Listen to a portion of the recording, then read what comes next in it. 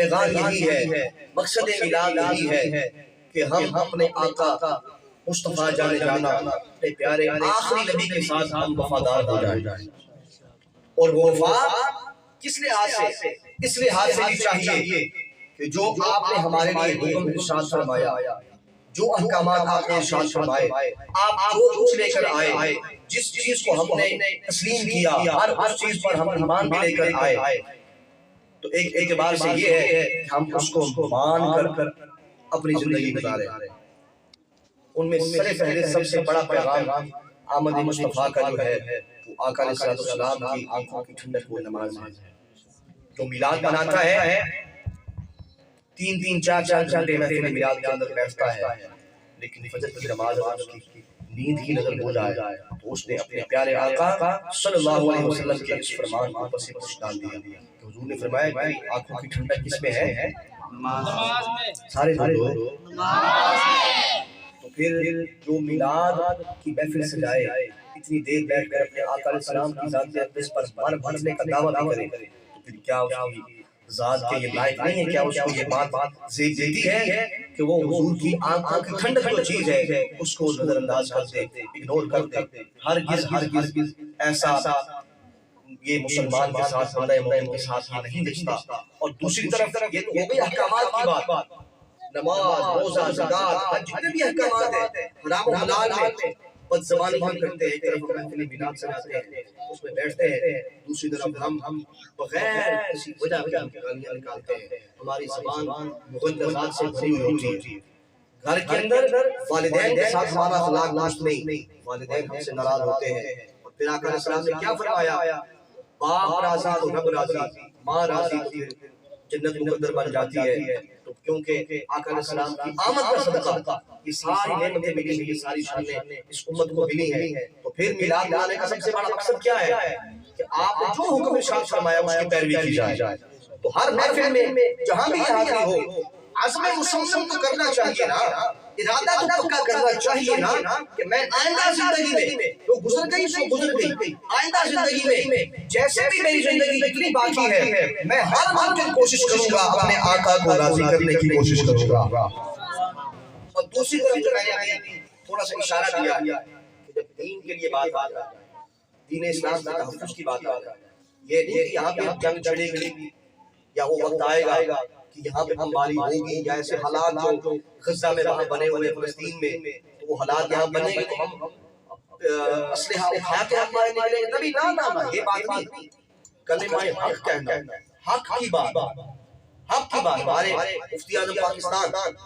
مفتی محمد منیب الرحمان صاحب بہت جید عالم دین ہیں، لاکھوں علماء کے استاد ہیں، ہزاروں علماء کے رہنما ہیں۔ انہوں نے پتہ ہے پچھلے دنوں میں کیا جملہ ارشاد فرمایا؟ انہوں نے فرمایا جو دیندار جو دین کی ترجمانی نہیں کر سکتا، اگر وہ محراب میں بیٹھا ہے تب، مصلی میں بیٹھا ہے تب، تدریس میں بیٹھا ہے تب، جس میدان میں جہاں بیٹھا ہے، اگر وہ کسی دنیا دار کے سامنے جھک جاتا ہے، کسی دنیا دار وڈیرے یا کسی ایسے شخص کے سامنے وہ اعلان کلمہ حق کا کردار ادا نہیں کرتا، یعنی کلمہ حق کو بلند نہیں کرتا، دین کی ترجمانی نہیں کرتا، مفتی صاحب نے فرمایا کہ ایسے شخص کو چاہیے وہ دین داری کا لیبل ہٹا کے دنیا دار بن جائے، وہ دین کا ترجمان ہرگز نہ بنے۔ ایسے شخص کو حق ہی نہیں ہے کہ وہ دین کی ترجمانی کرے، دین کی ترجمانی وہ کرے جو خادم حسین والا کردار ادا کرنے کا جذبہ اپنے دل میں رکھتا ہو، دین کی ترجمانی ایسے شخص کرے۔ تو پھر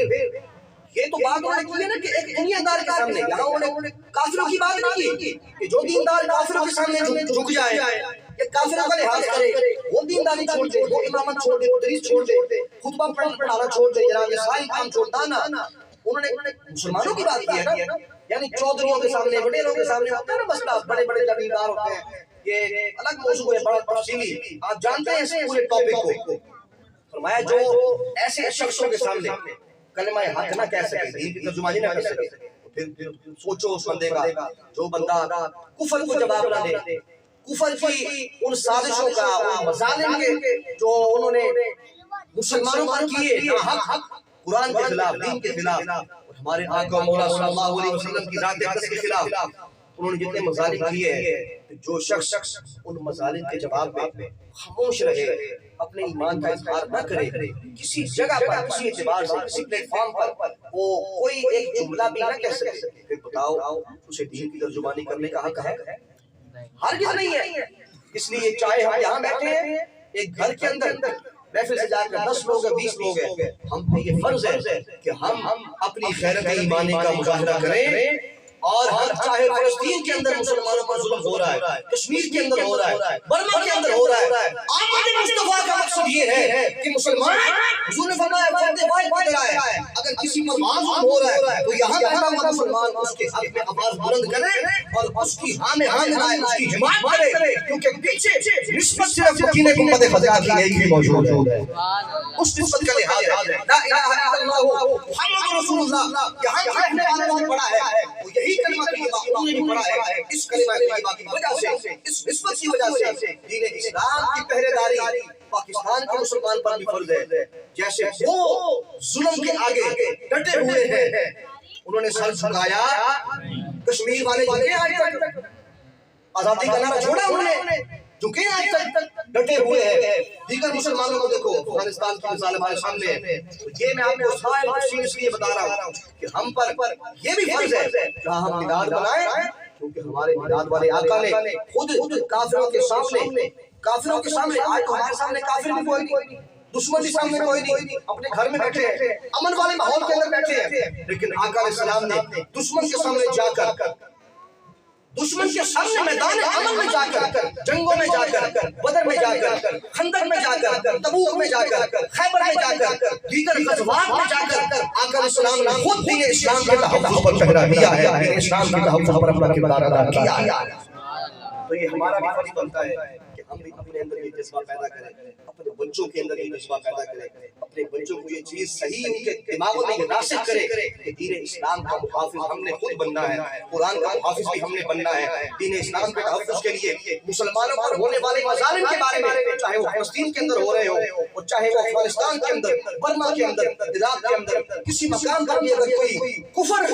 ان مسلمانوں پر اٹھتا ہے تو جواب کے اندر کم از کم ہم جو کر سکتے ہیں ان کے خلاف صدائے حق بلند کر سکتے ہیں، تو یہ میلاد کا یہ تقاضا ہے، میلاد منانے کا یہ تقاضا ہے، نعت پڑھنے کا یہ تقاضا ہے، میلاد کا لنگر کھانے کا یہ تقاضا ہے، لنگر کھا بھی اور پھر لنگر کو یوں حلال کر کہ اس آقا کے اس نام لیوا غلاموں کی خاطر اگر تو یہاں بیٹھا ہے، ظلم وہاں کام پہ ہو رہا ہے، لیکن تو صدائے حق بلند کر کہ تیرا صدائے حق بلند کرنا تحفظ اسلام کے بھی لکھا جائے گا اور بنی اسلام کی ناموس کے کھاتے میں بھی تیرا تحفظ شمار ہوگا انشاءاللہ۔ الجہاد الجہاد لبیک لبیک الجہاد الجہاد لبیک لبیک لبیک لبیک الجہاد الجہاد۔ میں ہمارا نوانا جہاد دن تسی جواب دینا ہے ذرا مستر